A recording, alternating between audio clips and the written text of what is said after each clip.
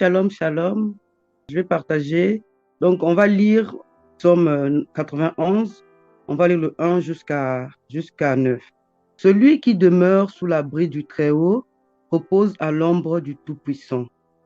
Je dis à l'Éternel, mon refuge et ma forteresse, mon Dieu en qui je me confie, car c'est lui qui te délivre du filet de l'oiseleur, de la peste et de ses ravages.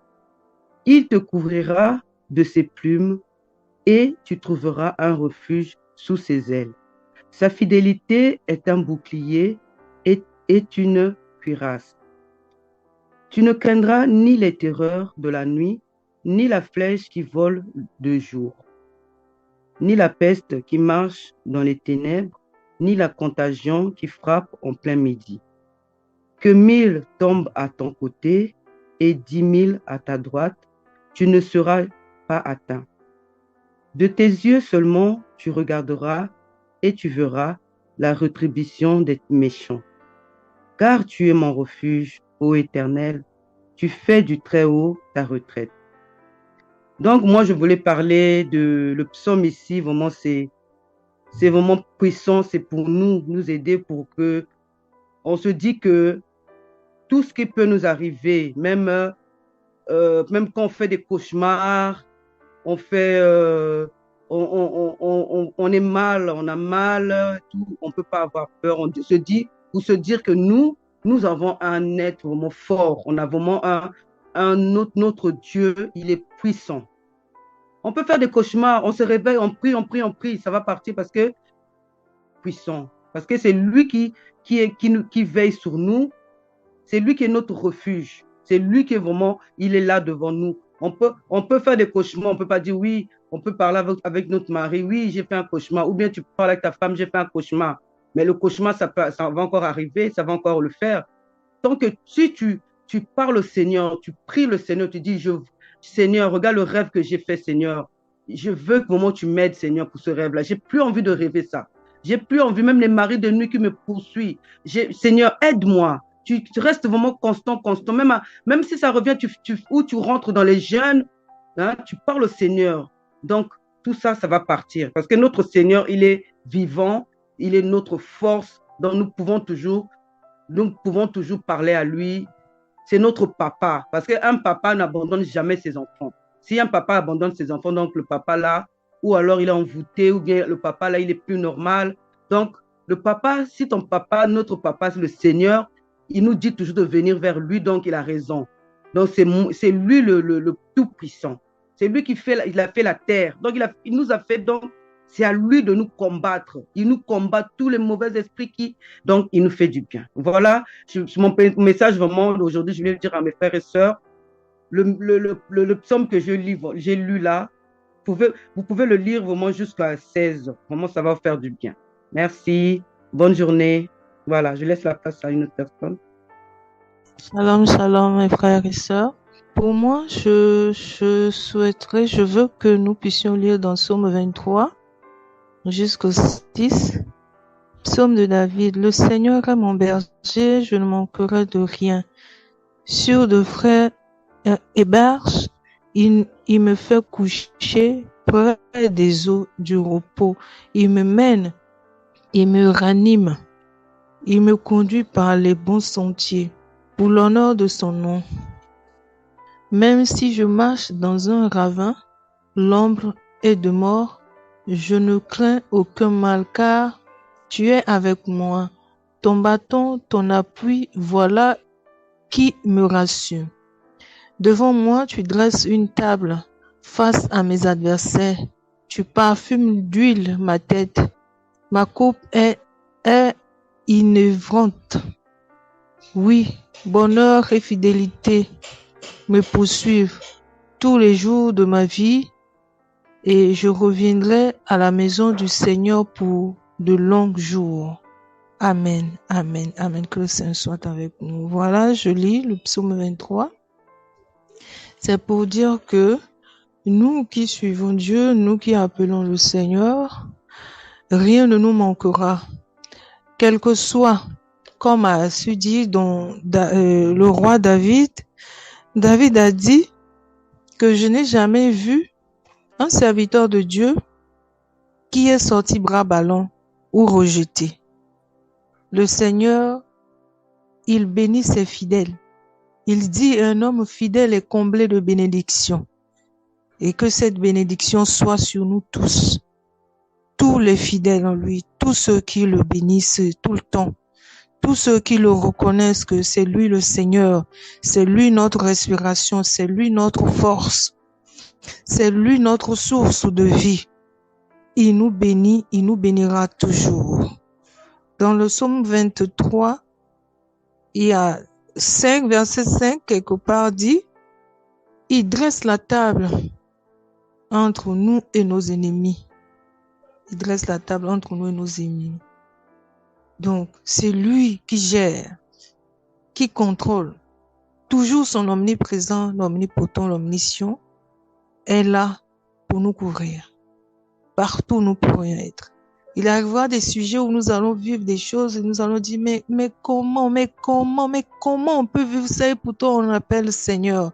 Oui, c'est le degré de ta foi, c'est le degré de ce que tu es, ce que nous sommes auprès de notre Seigneur. Que nous puissions toutefois lui demander de nous habiter comme il a dit, vous confie-t-on en l'Éternel de tout ton cœur, ne t'appuie pas sur ta sagesse, reconnais-le dans toutes tes voies, il aplanira tes sentiers. Que lui, il aplanira nos sentiers. L'essentiel que nous nous confions en lui. Parce que déjà, il a déjà dressé la table entre nous et nos ennemis. Déjà, il connaît, lui qui a créé le ciel et la terre. Il connaît, il sait ce que c'est ce monde. Le combat qui est là pour les enfants de Dieu aujourd'hui, nous tous, nous courons. Oh Satan, Satan, là, lui, c'est qui? Lui aussi, c'est un serviteur de Dieu. Sinon, il n'ira pas, il connaît très bien Dieu. Il n'ira pas demander à Dieu, oh, laisse-moi Job, là, lui, il te sait parce qu'il a l'argent, il a des enfants, il est bien, il ne s'inquiète de rien. Ravis-lui tout ça, et tu verras, il va te renier. Et le Seigneur a dit, tu peux tout faire. Le Seigneur l'a donné l'ordre, n'est-ce pas? Mes frères et sœurs, ayons foi en notre Dieu. Quand il a fait ça, il sait ce qui devait se passer sur cette terre pour les autres. Quand il a dit, tels qui m'ont persécuté, ils vous persécuteront aussi. Mais ayez la foi, j'ai vaincu le monde. Que vos cœurs ne se trouvent au point de s'alarme au point, mais j'ai vaincu le monde. Mes frères et sœurs, moi, c'est ce que je peux dire aujourd'hui pour ce partage, que Dieu nous aide à être au point où il veut, à être auprès de lui, tout le temps, à chaque instant, à chaque fois, là où nous pouvons nous rester ou habiter, à chaque minute que nous ayons, excusez-moi, une idée, des pensées, et qu'on sort quand même de l'ordinaire, à chaque fois. Oh Seigneur, nous sommes là, que ta volonté soit faite. Oh Dieu, que ta volonté soit. Oh ici, là, couvre-nous de ton sang. Père éternel, nous aide. Mes frères et sœurs, merci. Amen, amen, gloire à Dieu.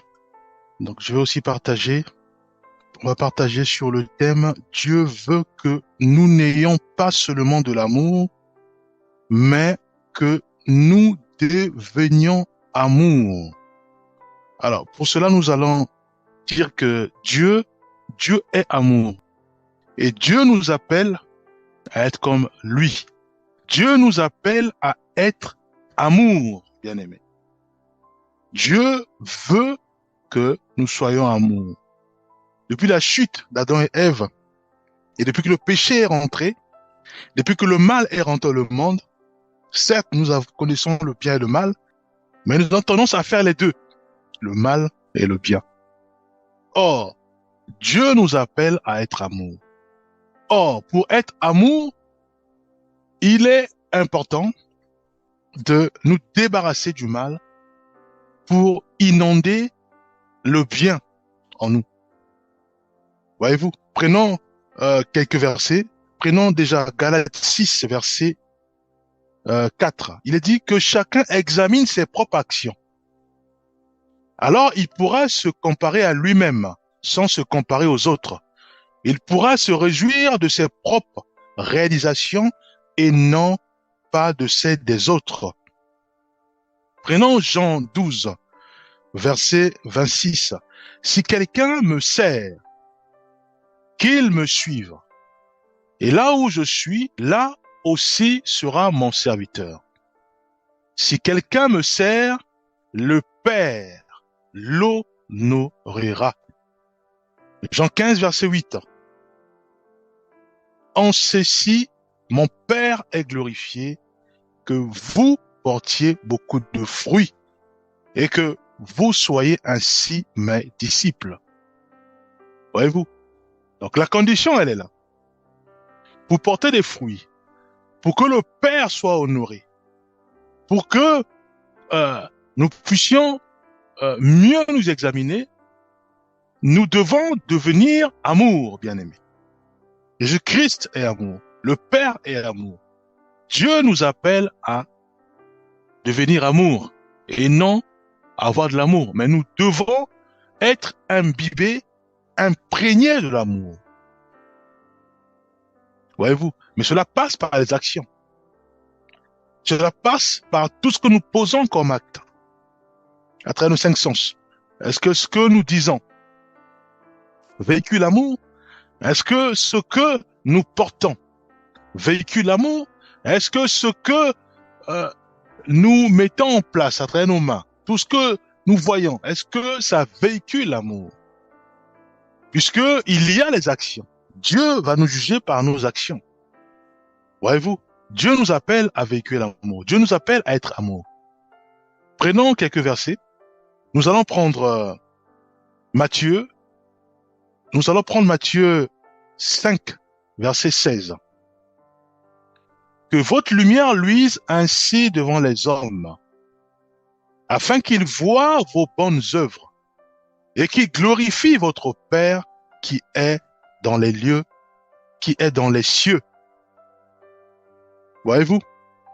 Les hommes à quel moment ils glorifient le Seigneur, c'est quand ils voient l'amour découler en nous, bien-aimés.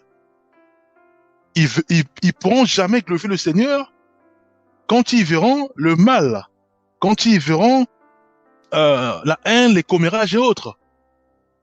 Ils glorifieront jamais le Père quand ils verront tout ce qui est vengeance, jugement et autres. Voyez-vous? Ils glorifieront le Père quand ils verront réellement que nous reflétons l'image du Père, que nous reflétons Jésus-Christ, que nous sommes devenus comme notre Maître Jésus-Christ. Puisque lui, il est amour, donc nous sommes devenus amour comme notre Maître. Voyez-vous? C'est à ce moment-là, ceux et celles qui nous voient, ils vont automatiquement constater que le voisin, mon frère, ma copine, mon collègue a changé. Puisqu'il est devenu amour, ou puisqu'il est devenu amour. Voyez-vous? Et à ce moment-là, mon voisin va glorifier le Seigneur. Voyez-vous? Mon collègue va glorifier le Seigneur. Ça, c'est la main de Dieu. Dieu nous appelle à devenir amour, que nous devenions amour. Puisque lui, il est amour. Prenons Proverbe 3, verset 3. Que l'amour et la fidélité ne t'abandonnent pas. Lis-les à ton cou. Écris-les sur la table de ton cœur. L'amour est important. Pourquoi? Parce que, souvenons-nous que le jour où nous serons jugés, c'est Dieu, en fait, il va nous juger sur la base des 2 critères, l'amour et le mal. Voyez-vous? Mais si nos actions sont accompagnées d'amour, bien aimés, mais nous sommes bénis de Dieu. Il va nous bénir. Il va bien parler de nous au ciel. Mais si nos actions, tout ce que nous disons, tout ce que nous faisons à longueur de la journée, sont accompagnés du mal, c'est dommage. C'est ça que la parole de Dieu nous demande de nous examiner, bien aimés. Nous devons maintenant nous examiner. Est-ce que ce que je pose comme action, ce que je dis, véhicule l'amour ou pas? Est-ce que ceux et celles qui me regardent dans la rue, est-ce qu'ils glorifient le Seigneur ou pas quand ils voient ma façon de m'exprimer, de me comporter vis-à-vis des autres. Si c'est pas le cas, nous devons demander pardon au Seigneur et dire Seigneur, nous voulons absolument devenir amour comme notre Maître et Sauveur Jésus-Christ. Dieu nous appelle à devenir amour, bien-aimés. Voyez-vous, puisque il y a les actions. Nous serons jugés sur la base de nos actions. Jugés sur ce que nous allons sortir, tout ce que nous avons véhiculé à travers notre bouche. Est-ce que c'est accompagné du mal ou accompagné d'amour ou du bien? Naoum 1, verset 7. L'Éternel est bon. Il est un refuge le jour de la détresse. Il connaît ceux qui se confient en lui. Est-ce que nous sommes des refuges pour nos prochains, pour nos amis, pour ceux et celles qui sont abattus, pour ceux et celles qui nous font du mal, pour ceux et celles qui nous insultent? Bien-aimés.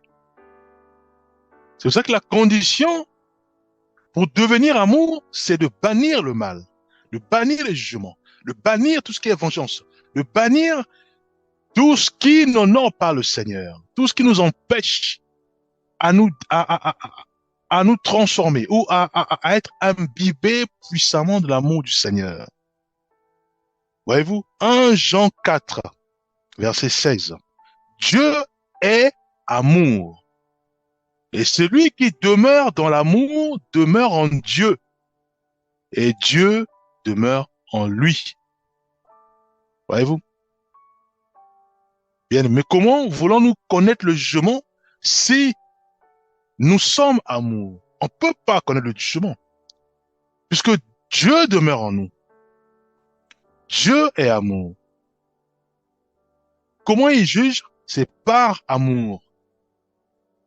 Est-ce que je déploie une tâche du mal à travers mes actions, à travers mes propos, à travers tout ce que je fais?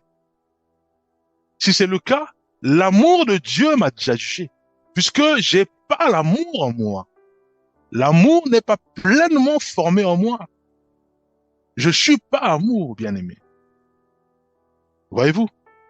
Dieu est amour et celui qui demeure dans l'amour demeure en Dieu et Dieu demeure en lui, bien-aimé. La barre, c'est l'amour, bien-aimé. Nous devons déployer l'amour. Nous devons devenir amour. Nous devons véhiculer l'amour, bien-aimé. Psaume 86, verset 15. Mais toi, Seigneur, tu es un Dieu compatissant et miséricordieux, lent à la colère et riche en bonté et en fidélité. Voyez-vous les vertus ou les caractères de Dieu? Prenons Jérémie 31, verset 9. Ainsi parle l'Éternel. Retenant ses larmes, Éphraïm, ma suppliante. Tu es mon Père, tu es celui qui m'a engendré, tu es le guide de ma virginité. Le Seigneur doit être notre base. Le Seigneur doit être notre guide. Le Seigneur doit être tout en nous, puisqu'il est amour. Il est notre Dieu. Nous devons nous tourner vers lui. Il doit être notre ressource. Il doit être notre appui, bien-aimé. Quand nous sommes abattus, quand nous déroutons, quand nous véhiculons plus l'amour, nous devons avoir nos regards fixés vers le Seigneur. Lui qui est amour. Donc nous connecter à l'amour, qui n'est autre que Dieu. Revenir à l'amour, se connecter à l'amour, s'imprégner de l'amour et devenir amour, bien-aimé. Puisque Dieu nous appelle à devenir amour. Voyez-vous? Il veut pas que nous puissions simplement avoir de l'amour, mais il veut que nous puissions devenir amour, bien-aimé. Voyez-vous, bien-aimé? Donc, si nous avons encore des difficultés, si nous constatons réellement que rien ne marche avec mes frères, je boude tout le temps, Je ferme le front à mes frères ou à mes sœurs. Je ne parle pas à mes parents. Je suis colérique. La liste est longue. Nous devons maintenant revenir au pied de la croix de Jésus-Christ. Revenir vers Christ, à genoux, prier en disant, Seigneur, je me suis écarté de la voie de l'amour. Je veux véhiculer l'amour. Je veux demeurer dans l'amour. Je veux marcher dans l'amour. Je veux m'imbiber de l'amour. Je veux rester rempli d'amour. Car l'amour, c'est Dieu. L'amour, c'est Dieu. Pardonne-moi.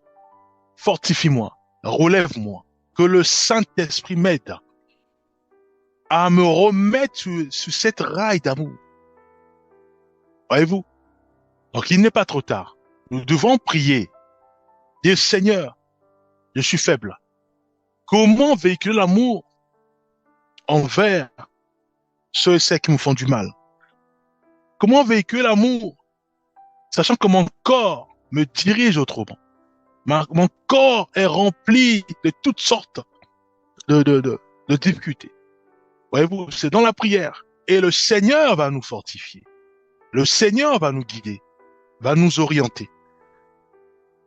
Voyez-vous, il va nous orienter. À ce moment-là, si on veut poser des actes du mal qui est condamné dans la parole de Dieu, à ce moment-là, le fait de penser, ça appelle à l'amour. Ça nous ramène à la parole de Dieu. Ça nous éclaire plus en disant que voilà, c'est l'amour qui doit faire face. C'est l'amour qui doit apparaître. C'est l'amour qui doit se déployer.